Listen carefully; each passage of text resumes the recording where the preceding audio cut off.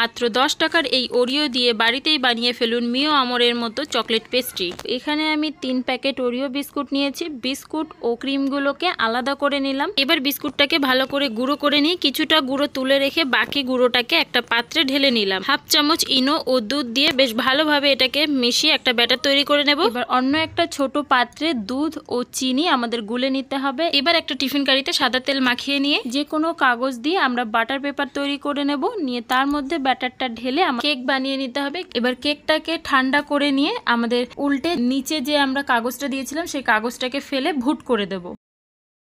এবার একটা গ্লাসে বিস্কুটের ক্রিম ও দুধ দিয়ে ভালোভাবে ফাটিয়ে আমাদের একটা ক্রিম তৈরি করে নিতে হবে। অন্যদিকে একটা বাটিতে দুধ ও ক্যাডবেরি দিয়ে আরো একটা ব্যাটার তৈরি করে নিতে হবে। এবার কেকের উপরে দুধ ও চিনি সিরাপ, তার উপরে ক্রিম, তার উপরে ক্যাডবেরি লেয়ার দিয়ে এটাকে ফ্রিজে রেখে দিতে হবে। ভিডিওটি ভালো লেগে থাকলে অবশ্যই একটি লাইক, কমেন্ট ও শেয়ার করে দেবেন। আর চ্যানেলে নতুন হলে চ্যানেলটি সাবস্ক্রাইব করে পাশে থাকবেন। এবার ফ্রিজ থেকে বের করে উপরে বিস্কুটের গুঁড়ো ছড়িয়ে 3 ঘন্টা ফ্রিজে রেখে আবারও ফ্রিজ থেকে বের করে কেটে পরিবেশন করুন চকলেট পেস্ট্রি।